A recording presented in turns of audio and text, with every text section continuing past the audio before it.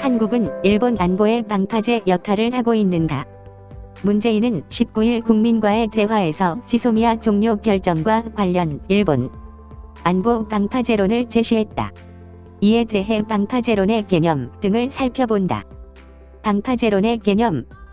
방파제란 바다에서 밀려오는 파도를 막아 항구 안쪽을 평온하게 하기 위해 항구 어귀에 막아놓은 둑을 말한다. 문재인은 일본 안보에 있어서 한국은 방파제 역할을 해주고 있다. 미국이 제공하는 안보우산 우리의 방파제 역할을 통해 일본은 방위비를 적게 들면서도 자신들의 안보를 유지하고 있다고 말했다.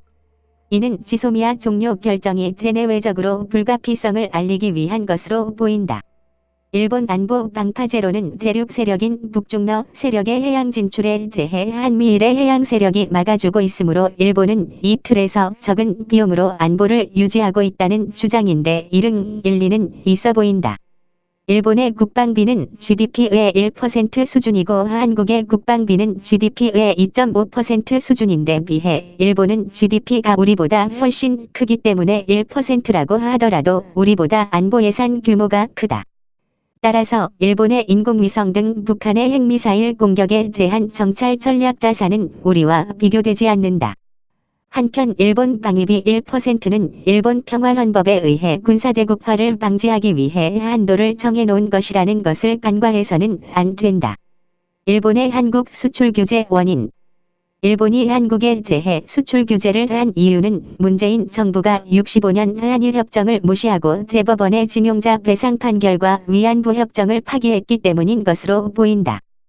그러나 내면적으로 수출 규제를 한 것은 일본이 한국에 수출한 불화수소 등 전략 수출 품목이 북한으로 넘어갔다는 의혹에서 비롯된 것으로 보인다. 경제보복이 아니라 일본의 안보를 위해 수출 전략 품목의 수출 제한을 들고 나온 것이다. 이러한데도 문재인은 일본이 한국의 안보 문제를 내세워 수출 규제라는 경제보복을 들고 나온 것이므로 한국도 안보 문제인 지소미아 파기를 내세운 것이란 주장이다. 일본이 오히려 한국 안보의 방파제 역할을 하고 있다는 주장에 대해 주일 미군 기지의 유엔군 후방기지 역할이 대표적이다. 후텐바 기지를 비롯해 일본 7개 미군 기지는 한반도 유사시 미군 증원전력 집결 및 전개는 물론 전시에 필요한 물자 공급에도 핵심적 역할을 한다. 주일 미군 비용은 일본이 미국과 나눠 분담하고 있는 것이다. 이런 점에서 오히려 일본이 한국 안보의 방파제 역할을 하고 있다는 주장이 설득력이 있는 것으로 보인다. 결어. 위에서 살펴본 바와 같이 문재인이 한국이 일본 안보의 방파제 역할을 하고 있다는 주장은 설득력이 없는 것으로 보인다. 지소미아 파기에 대한 이유를 내세우기 위한 궁색한 주장이라고 본다.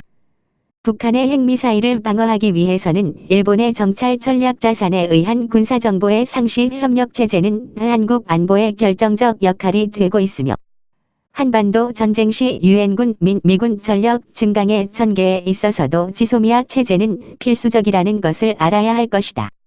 마침 자유한국당 황교안 대표가 지소미아 연기 및 공수처법 등 패스트트랙 안건 반대를 내세워 엄동설안에도 국회 본관 앞에 텐트를 치고 무기한 단식 농성에 들어갔다.